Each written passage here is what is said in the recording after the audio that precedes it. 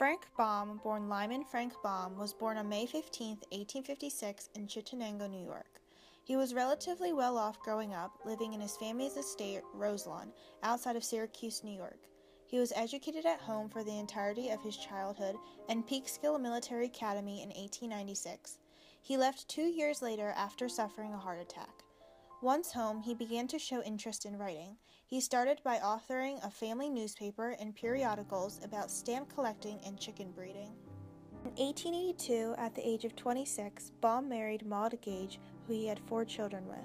A few years later, in 1888, Baum moved his family to Aberdeen, South Dakota, to be near to his wife's relatives. However, they moved to Chicago shortly after in 1891.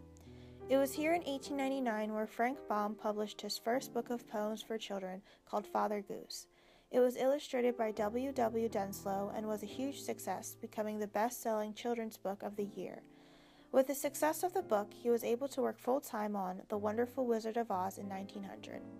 The overwhelming success of this novel allowed him to devote his life to writing. He wrote over 80 works for children in his lifetime, but none reached the legendary status of The Wonderful Wizard of Oz. The book was so popular that in 1903, the novel was adapted for performance on Broadway, where it had a 293 performance run.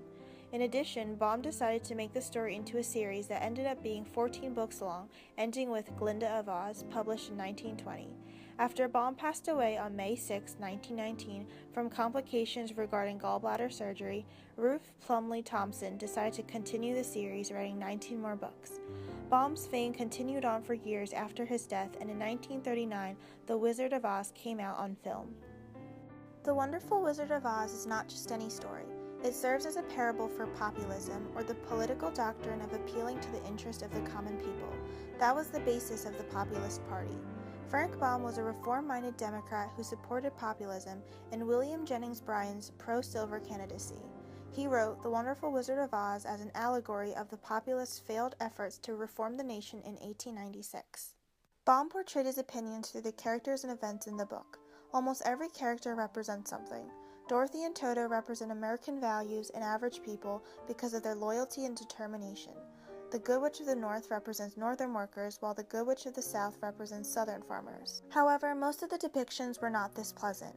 While the Munchkins represent the common citizens of the U.S., the Lollipop Guild at which they work at represents child labor.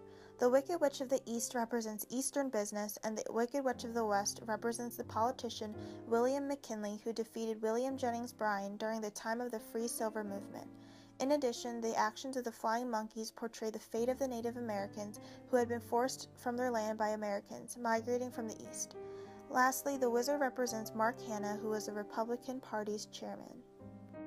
The characters were not the only symbolic aspects of the book. Baum named the city Oz because Oz is an abbreviation that stands for gold, which shows his support of coin currency. Also, the tornado that sent Dorothy and Toto to Oz represents the political upheaval at that time.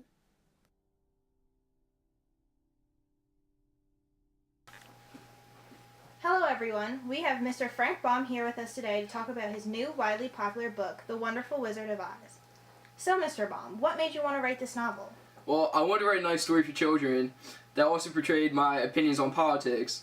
The book is basically an allegory on the failed efforts of the populace to reform the nation back in 1896. How did you come up with the Land of Oz? Actually, Oz is supposed to represent Washington, D.C., and the Emerald Palace portrays the White House. And why did you add the silver slippers and yellow brick road to your story? That's easy. The silver slippers represent the free silver movement, while the yellow brick road represents a gold standard. I made the central plot of the book centered around the fight for the silver slippers to show how divided society is regarding silver.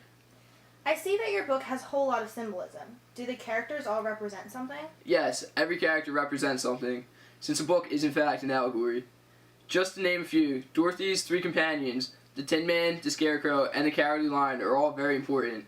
The Tin Man represents industrial workers, who are often dehumanized, hence is a need for a heart. The Scarecrow represents Western farmers. I made him complain about not having a brain to show people's opinions about the farmers. Lastly, the Cowardly Lion represents William Jennings Bryan. Since Bryan is all talk and no action, I made him have no courage. She threw her arms around the lion's neck and kissed him, patting his big head tenderly.